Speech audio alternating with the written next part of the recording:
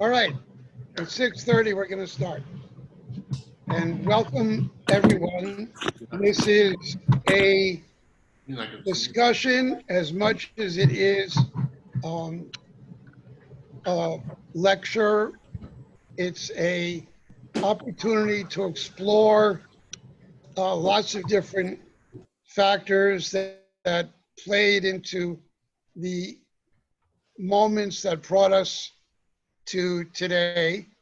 And I'll tell you right now that it's going to involve maybe some contemplation on the role of great personalities in history in general, as well as in our history, the role of geography in history, which I happen to think is incredibly important to Jewish history, and the role of faith in our history.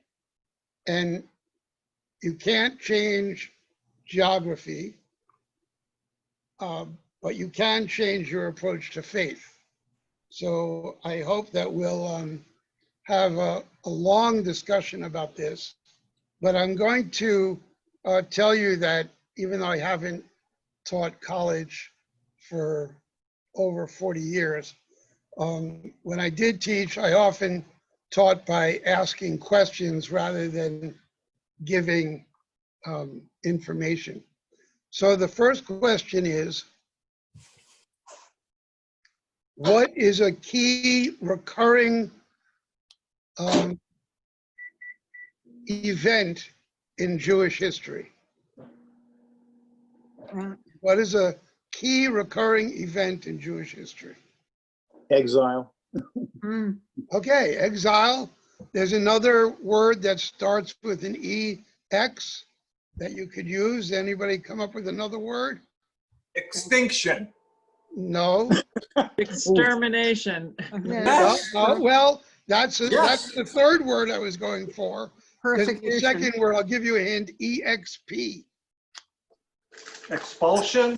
Good, Awesome. expulsion. So exile, expulsion, and extermination. Now, let's talk about geography. Talk about nothing else. Geology. Geography. Oh, geography, sorry. Geography. Our country, America, is blessed. We have to our north, Canada, not a threatening nation at all. We have to our south, Mexico, also not a threatening nation, even though Trump would like us to think that it's a threatening nation. Thank you. But on our east and our west, we're bounded by fish. And fish have never attacked anybody. Hey, Jerry, can I just ask the benders to mute? We can hear you. Sorry. Okay. So geography of our country is such that we're very, very safe. Very, very safe. Think of the geography of the Middle East. And let's start with the first Jew. Who was the first Jew? Abraham. Abraham. Was Abraham able to stay in Canaan? No. Yeah. No. Why did he have to leave?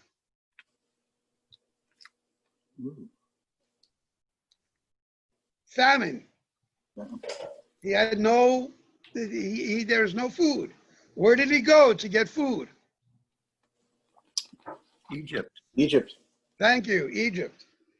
So we have Abraham, who was given this land, which some people say this verstunkene land, but given this land, and after he was given it, he had to leave it in order to feed his family. Now, another thing, and Jerry Schwell is on the call, I think. Are you there, Jerry? I am. All right, unmute yourself. Yep. What is the word for war in Hebrew? The same root as the one for bread. Milchema. Milchama. So from bread, milechem, becomes the word for war, milchama. So in the Middle East, what people seemed to fight about was food. Abraham goes down to Egypt. It's the first great story in the Chumash. And what happens to us there? Persecution. No. Becomes slavery. We were Slavery. actually welcome for a long time. Oh, We were given the land of Goshen. Goshen. And we stayed in Goshen for 1, 2, 3, or 400 years. How many years? 400 years of slavery. 400 years. 400 years we were in Egypt. We were eventually enslaved. mhm, We were enslaved because the Egyptians were afraid we were becoming too powerful, right? mhm. We were becoming so powerful that the firstborn sons of the Israelite women were killed. So Abraham is the first great personality in Jewish history. The next great personality is the guy that gets us out of Egypt. And what was his name? Moses. Moses. Thank you. And Moses leads us back, or leads us to the land of Canaan, but he doesn't get to go into the land of Canaan, does he? Mhm, yeah. And who does he lay his hand on to say, I'm passing the torch to you? Josh. Joshua. Joshua. And Joshua gets us into the land. And once we're in the land, we have a series of historical developments that are crucial to understanding where we are today. So the archaeology tells us, as well as the possible historicity of the Chumash, that we come into the land of Israel and settle it in around 1300 before the Common Era. Now, how many of you have been to Israel with me? Raise your hands.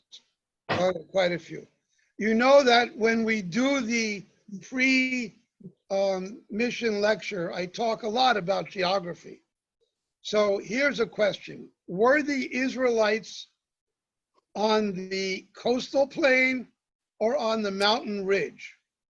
Mountain Ridge. Mhm. They were on the mountain ridge, which is today the West Bank. Or if you're a right-wing Israeli, Judea and Samaria. But we were not on the coastal plain. We were Philistines. on the mountain ridge. In fact, the town that our synagogue is named after is on the mountain ridge, Beit El. We settle, and we have the period of the judges, and then lo and behold, we want a king. Who was our first king? Saul. Okay. Robert's doing this like a quiz game. He answers the question. Let somebody else in. So we have Okay. Saul. Then who do we have after Saul? Jerry, that's David? not unusual. I just want you to know. What? I said, Jerry, that's not unusual. I just Oh, want okay. All right. So then we have David. Now, those of you that have been in Israel, whether you're in the Mount Zion Hotel or any other hotel, you can realize that sometimes you can look out of your hotel window and you see Bedouins riding on their donkeys and herding goats. I want you to imagine that that was King David, that that was King Saul, that that was Abraham, we were nomads.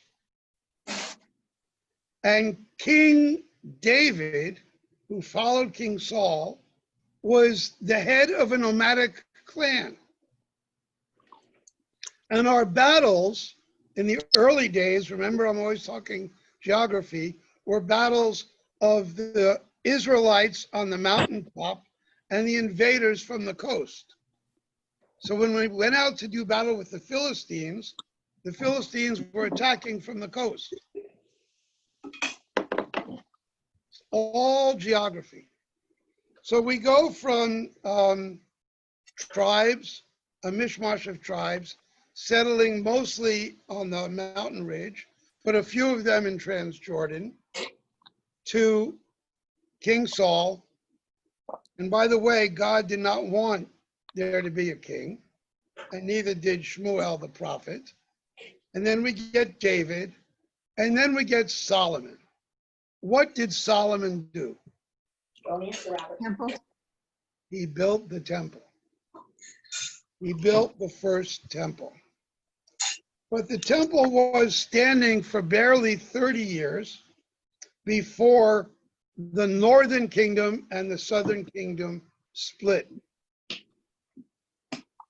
So instead of all of Israel, we had Israel in the north and Judah in the south. Judah in the south is the reason we're called Jews today. David chose to build his capital in Jerusalem because he hoped that it would knit together the north and the south. It didn't work so well, but we had a divided kingdom. And then in the year 722 to 720, the Assyrians conquered everything except Judea.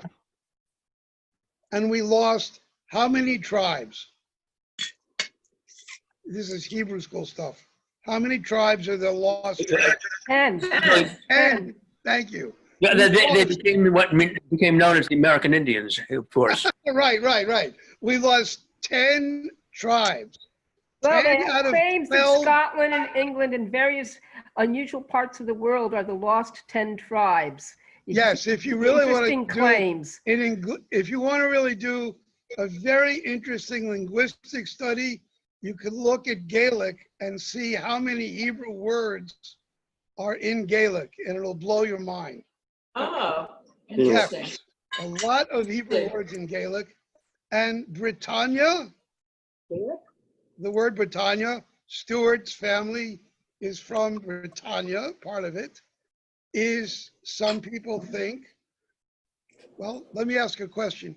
Until the most recent generation of English kings, what did the English kings do to their young boys when they were born?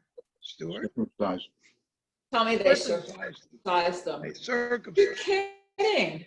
No, every, So when? till the woman who was killed in the car crash. Diana. Diana's kids weren't circumcised, but until Diana, all the kids were nipped. And they usually have the official mohel of Of the England. Jewish community goes in Yes. to do the job. Did you know But that? Oh my gosh. you didn't know that? No, I never heard that. Yeah. So here's the etymology of Britannia. Brit Onia. Britannia. A circumcision that happened over there in the ocean or on a boat. Brit Onia, Britannia. Yeah, it's It didn't come from Latin, Jerry? No, I don't think so. Huh. It could have, I don't know. All right, so we are now divided, and 5/6 of the country is gone. Totally gone. Judea remains. In 586, before the Common Era, who conquers the remaining sovereign Jewish state? I'll give you a hint. A Talmud is named after it. Right. Babylonians. Babylonia. Babylonia conquers Israel, finally. Conquers Judea. Destroys the first temple and takes the Jews to Babylonia. But Cyrus decides just around 30 years later, no, more like 48 years later, that the Jews should return to Jerusalem. And they would rebuild the temple. And these are the books of Ezra and Nehemiah. Now here's a Shayla, a question. Did all the Jews return from Babylonia? No. No, No. some stayed. Some stayed. It was good in Babylonia. In fact, where was our religion really developed? In Jerusalem or in Babylonia? Babylonia. Babylonia. This is the first key point of the history of Zionism, is that our religion is a religion of exile. And many Zionists say we need to forget about the Jewish religion because it was a religion of exile that was developed by people in Babylonia. But let me interject one thing, by the way. Up until very recently, there were Jews in present-day Iraq, and now I think there may be one or two. And around the turn of the century, 1900, roughly a third of the population of Baghdad was Jewish. Was Jewish, and Baghdad had the oldest continuously running yeshiva in the world. Wow.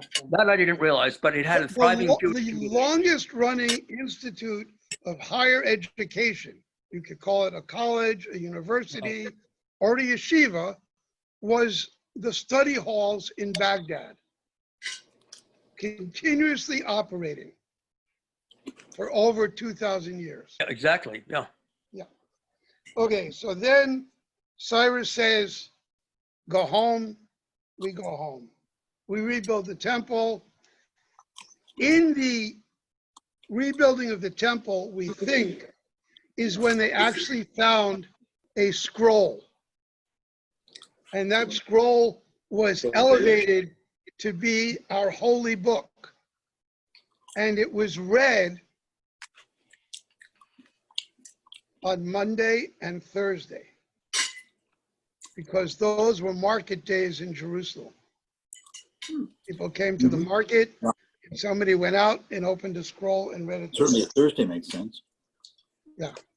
Think of Machne Yehud on a Thursday So night. the next moment Madhouse. when we semi-fall into trouble is 332, when Alexander the Great takes over and we're ruled by Hellenists.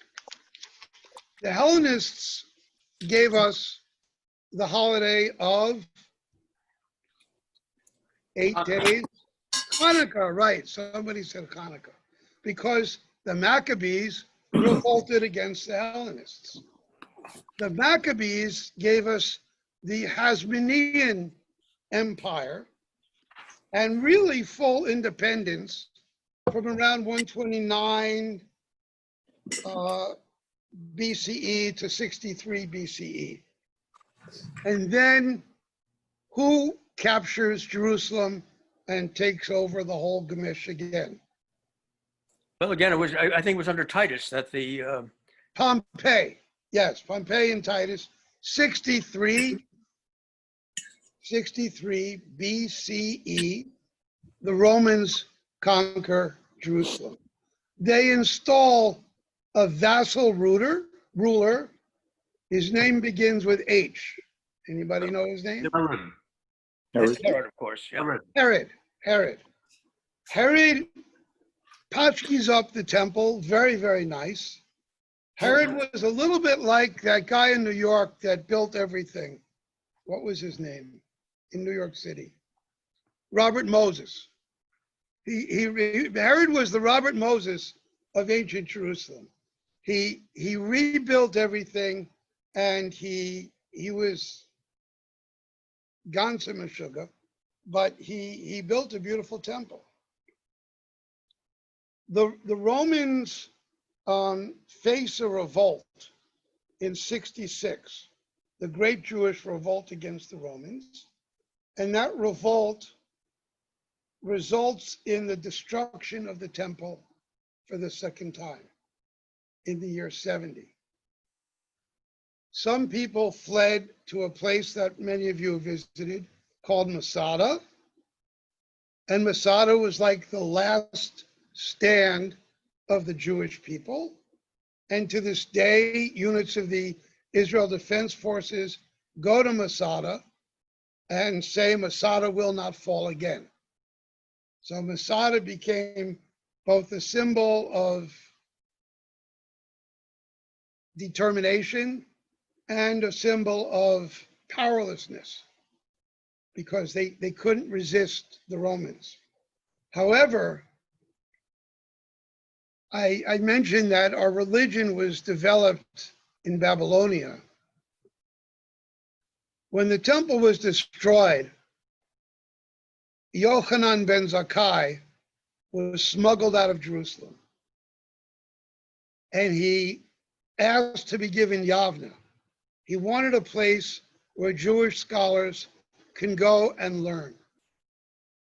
And Yochanan ben Zakkai is the one who invented, for the entire Judeo-Christian religion, the idea of prayer. And what was the idea of prayer? That the offerings of our lips will be like the offerings of the bulls on the Temple Mount.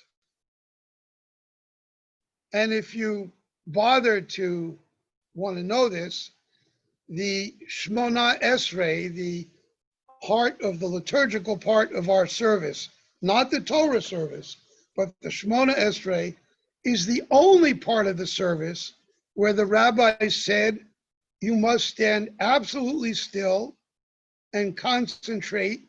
Even if a snake wraps around your leg, you cannot move until you finish saying the Shemona Esrei, because that is your sacrifice to God. And Yochanan ben Zakkai's idea was the offerings of our lips will be like the sacrifices in the temple. The Jews in Masada never got the message. So their despair, you can all hear about how they didn't want to be slaves, blah, blah, blah. But their despair was that they could not worship by sacrificing in the temple anymore. And they didn't hear of the invention of Yochanan ben Zakkai, who said, oh, we could pray, and that'll be great. So our Jewish religion started in defeat in Babylonia, and then in Yavna after the Romans destroyed the temple. We had another revolt, which is famous in Jewish history for its futility. It was called the Bar Kokhba revolt. And the Bar Kokhba revolt ended up a total disaster, and we lost any control of the country from then until the 1900s. But now I want to ask some questions about geography and where did we go. So you know the Jewish world is really divided into European Jewry and Jewry of the Mideast and North Africa. What are the two terms for those types of Jews? Ashkenazic and Sephardic, Thank you. Ashkenazi but also Yemenite, which is and in, Sfaradim, to which you could add Mizrahim. Yeah. Now, the bifurcated Jewish world was a result of geography. The Jews who escaped first to Italy, where they didn't escape to, they were dealing with Italy.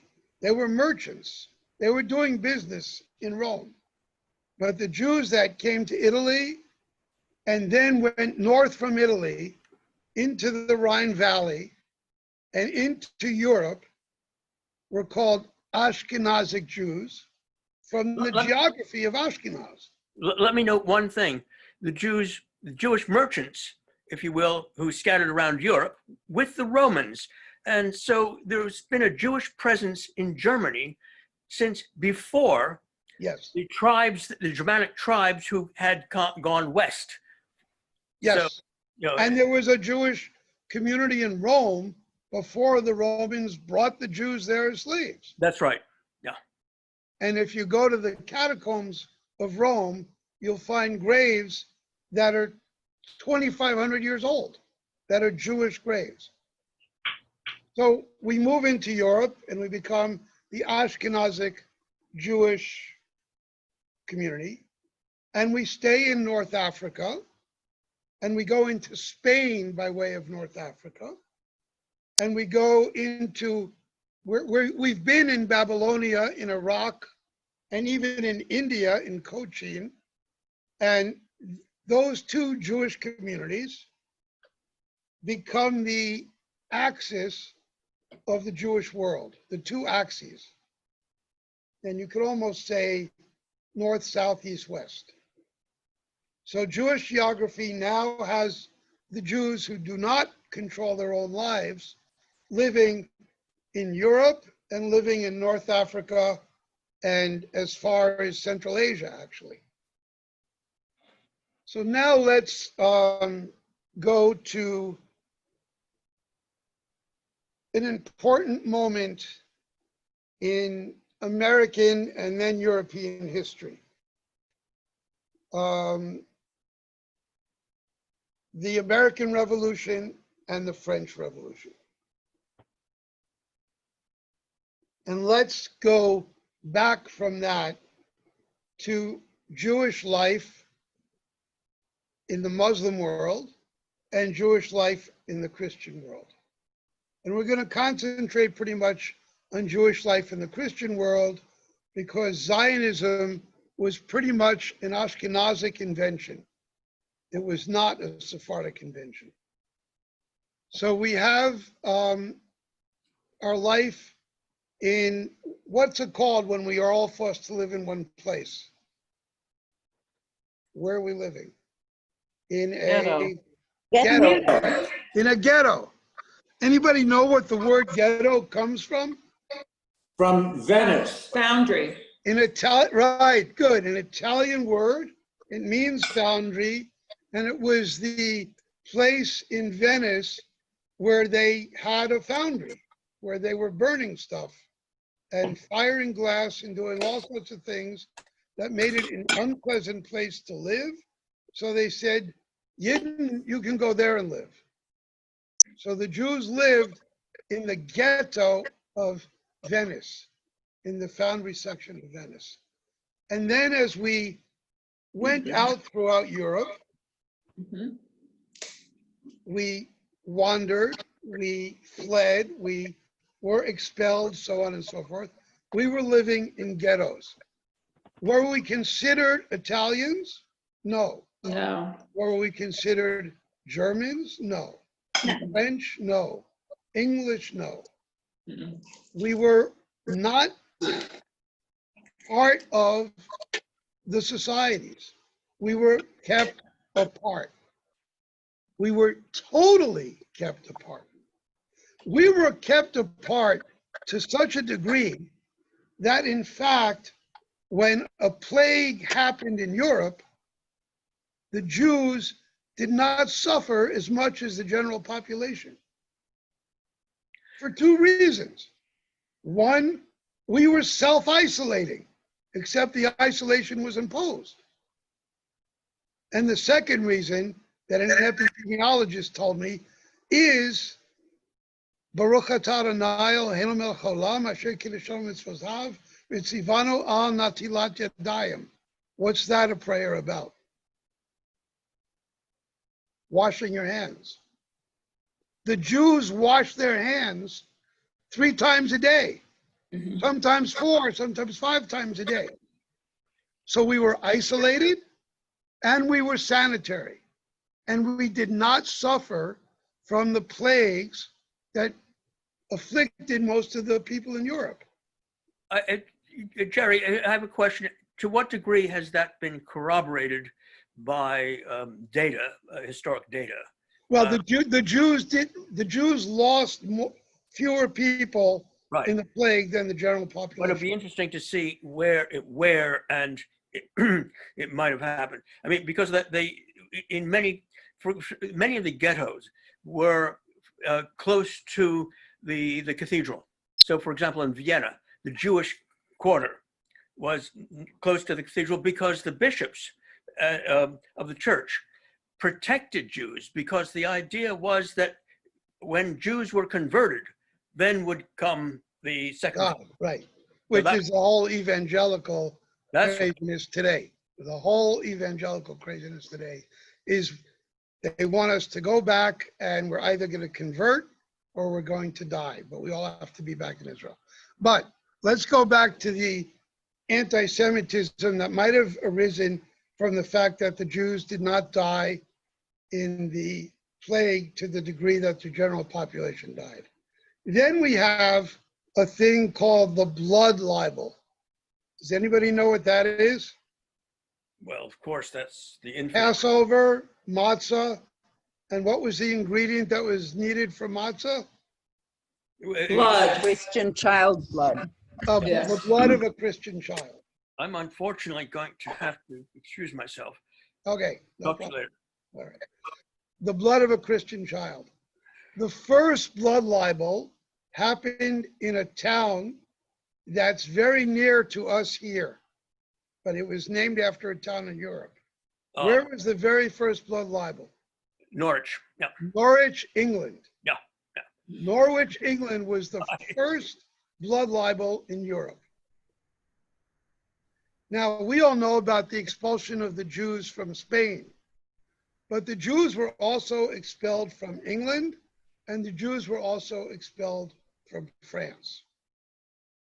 The Spanish expulsion is the one that's the most famous, but we were expelled from England and we were expelled from France. Second cause of anti-Semitism was the Catholic Church,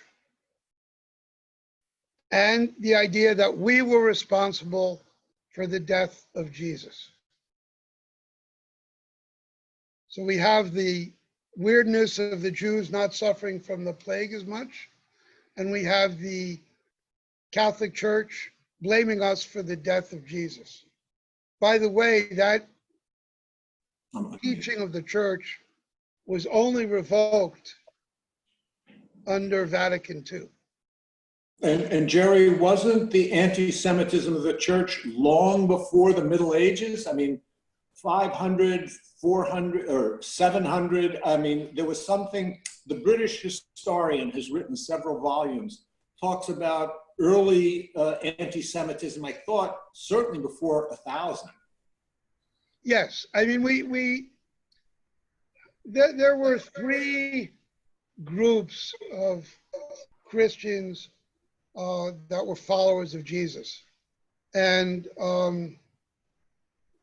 Paul, who went to Ephesus and preached the gospel of Jesus, chose to go there because Ephesus was filled with Jews who were distraught over the destruction of the temple.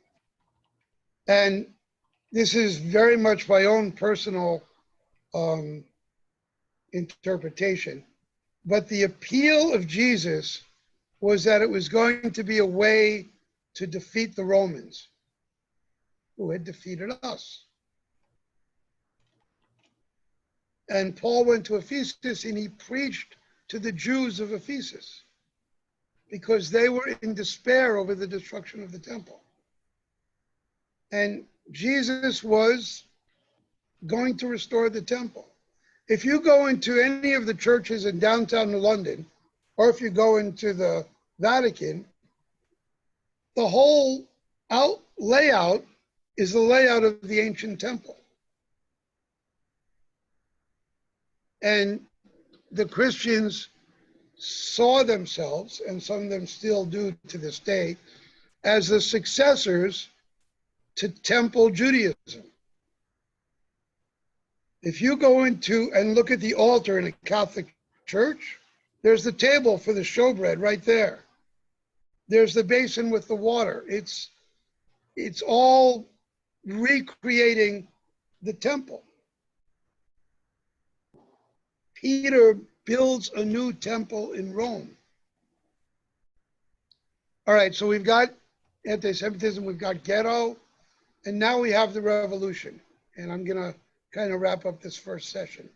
The revolution, the French Revolution in particular, was the spark that started Zionism.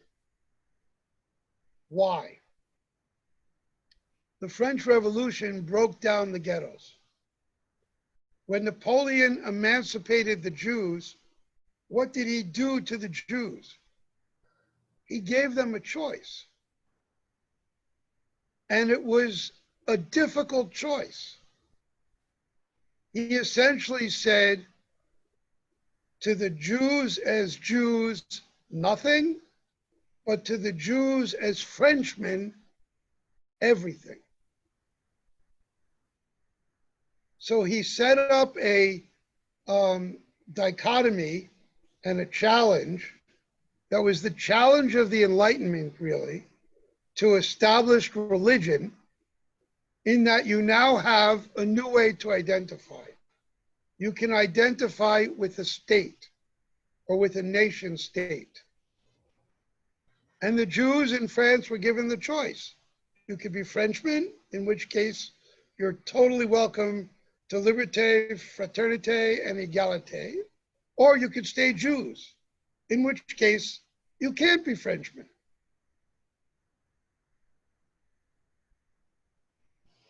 In America, the liberation was different. George Washington essentially wrote that letter to the synagogue in Truro saying, you're protected, you're safe. You could sit under your vine and fig tree and enjoy your life. Now, we were talking about expulsion and we were talking about ghettos. We live in the state of Connecticut. Why did Washington write a letter to the Jews in Truro, Rhode Island? How many Jews were in Connecticut? None. Right. Probably Right, none. high cock, nothing. Jews were not allowed to live in Connecticut until 1844. So the Jews in New York City pretty much aligned with the revolution and fled to Philadelphia. The Jews in Rhode Island aligned with the revolution and stayed in Rhode Island. When the Jews of New York City fled to Philadelphia, and almost the entire Jewish community fled to Philadelphia, George Washington realized that the Jews were essentially on the side of the revolution.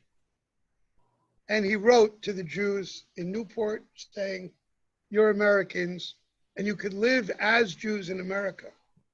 In 1789, when Napoleon emancipated the Jews, he did not say you could live in France as Jews. He said you could live in France as Frenchmen.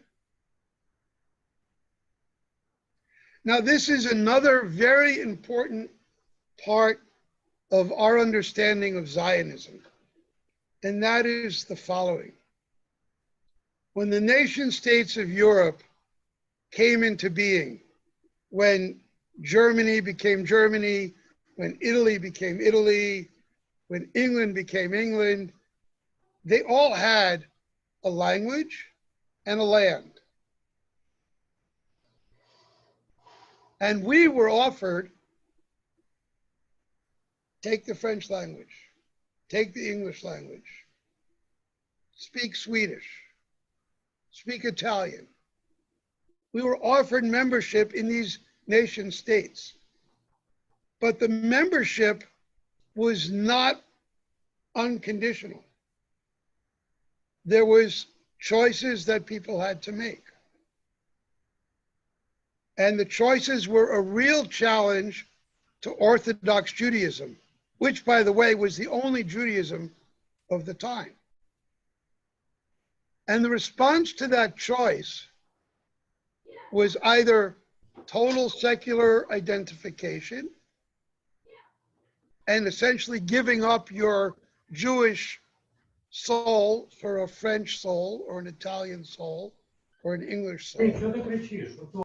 Or in Germany, fashioning a Judaism that was not messianic and that was not looking to return to Israel. You have to remember that Judaism, Orthodox Judaism, their main belief and focus to this day is the coming of the Messiah and the restoration of the Jewish people to their national life in the land that God gave them. We still are dealing with that insanity today. But they really were challenged by the Enlightenment and the emancipation of the Jews in Europe. And the response in Germany was Reform Judaism, which was, we will be Jewish in a very Christian way. And we're going to give up our messianic desire to return to Israel. We're going to give up our kashrut. And in many Reform Jewish communities, we gave up worshiping on Saturday and worshiped on Sunday. And the Reform Jewish movement in Germany was the last holdout when the struggle between the Zionists and the religious establishments, Orthodox and Reform, took place.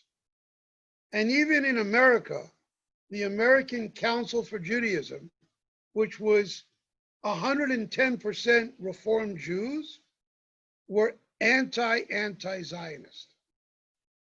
Now, that's Western Europe. We have to talk about Eastern Europe as well. And we have to talk about the Tsar.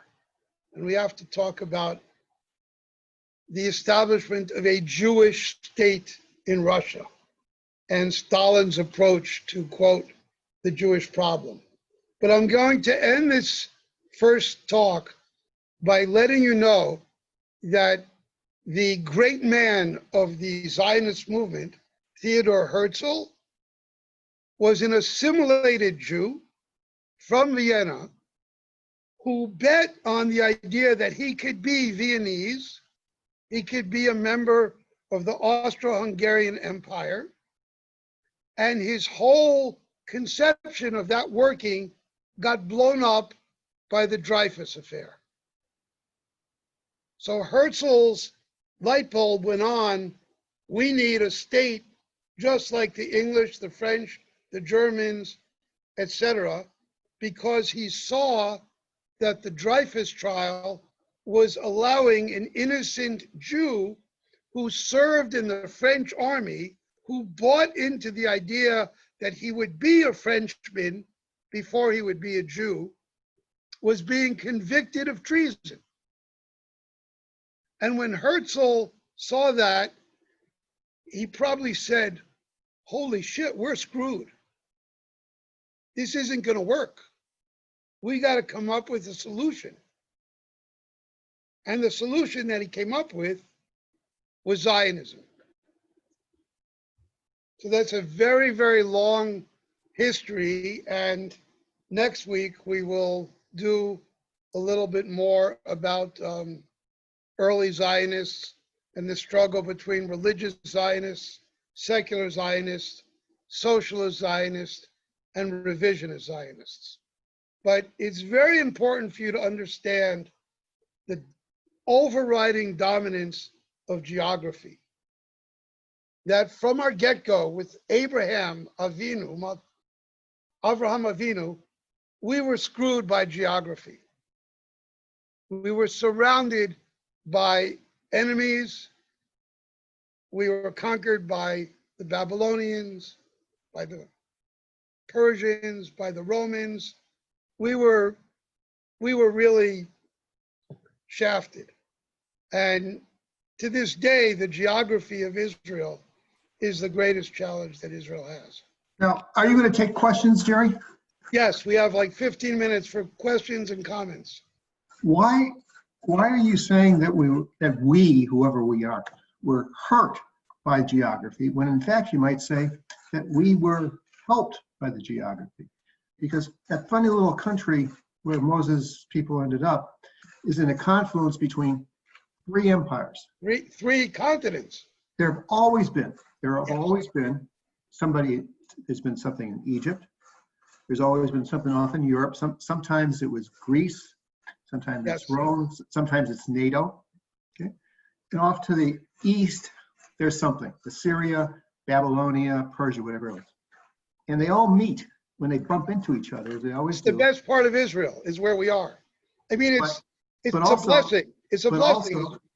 Also, although it's, you have a large Jewish state only when the empires are receding, but they're going to come back, they're going to crunch you. Okay? But in the meantime, culturally and militarily, politically, it's the place to be. So what's wrong with that?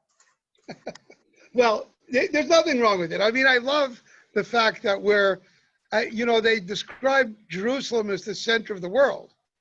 And we are the center, the connection between Africa, Asia, and Europe. We're the land bridge. Everything crosses there. That's why the city of Megiddo, or the town of Megiddo, was destroyed so many times that we contributed the English word Armageddon is Har Megiddo. And the bodies that are buried in that valley are unbelievable. The slaughters that took place by Megiddo. Yeah, you're right, Chuck. I mean, you could look at it, I look at it as a blessing. I mean, every time I go to Israel, I just inhale the variety of culture. But it was also a struggle. Jerry, do you want to Yes, yeah. Speaking of words and geography, how about Hebrew? It's a geographic word, comes from the word la'avor, to come over from. And after all, Abraham did come over. Well, yeah, mi ever hayardein and ovrim and crossing over and passing over. It's a good point. It's a good point. I didn't say it today. I was going to say it next week, and I will say it next week. But not only did we have to restore a land in order to become a modern Jewish state, we had to restore a language.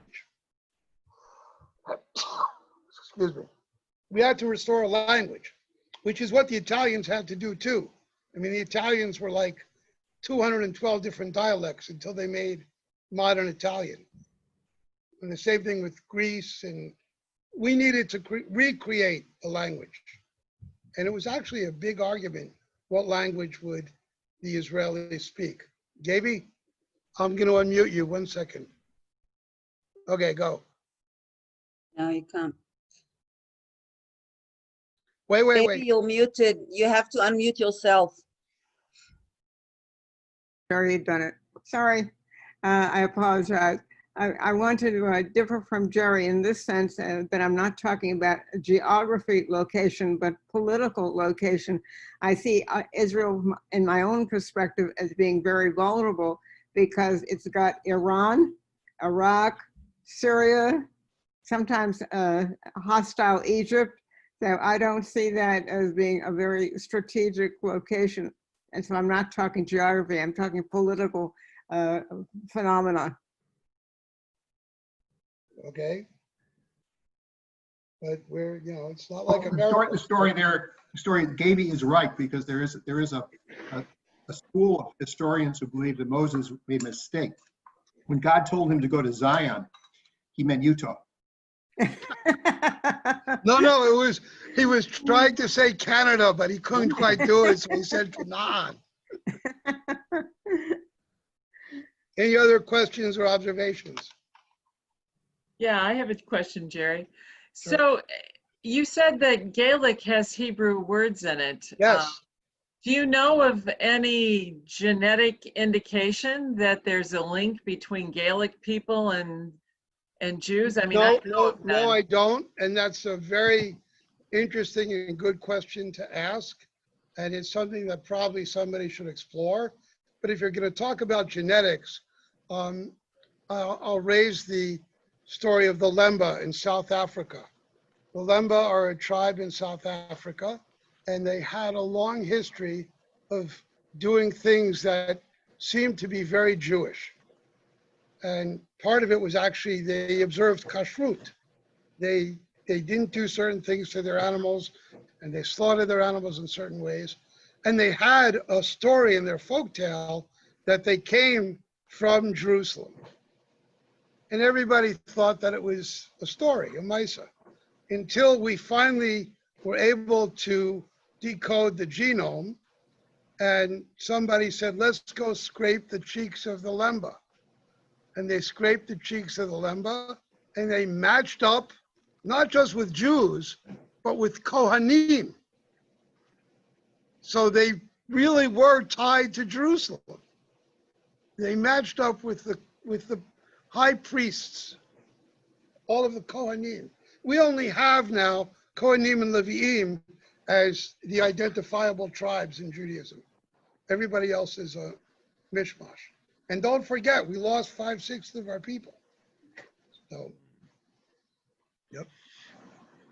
That genetics would be an interesting thing to do with the Irish.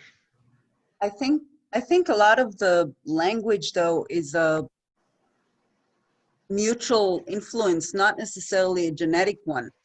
Like, you know, we do all the Greek things in Pesach. We actually go sit leaning to the left. That's a Roman thing. And eating the parsley, it's all things that we got from the surrounding cultures, and not necessarily a genetic. Oh, no, those are genetic. Leaning to the left is actually universal, because for some reason, which I don't understand, maybe Jen Bender could tell me why, most people are right-handed.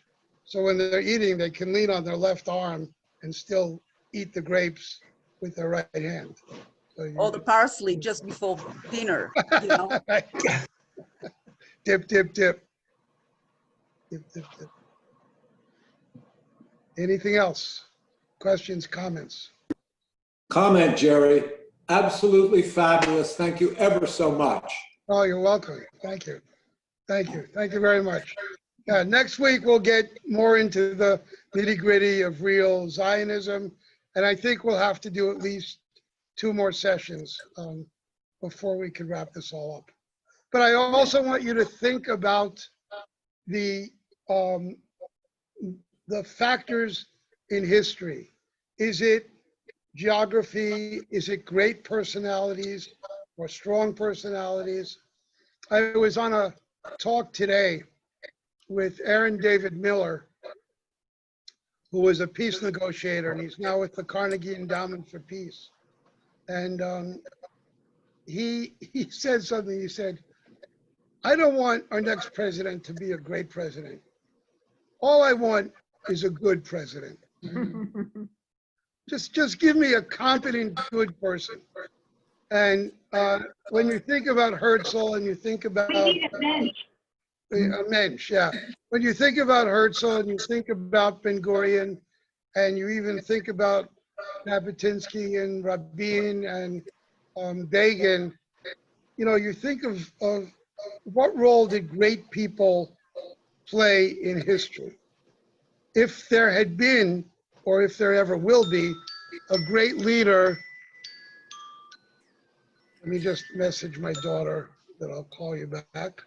So let If, me, can I, if there will ever be a great leader who can actually help the Palestinian people achieve peace by accepting the existence of Israel, that would be something. And the leader who possibly would have been that person Right. on the Palestinian side was Arafat. And the leader who would have been that person possibly on the Israeli side was Rabin. And on the Egyptian side, it was Sadat. He paid for it with his life. Rabin paid for it with his life. So great people are often in danger. They're not easy to be a great leader. Not in danger.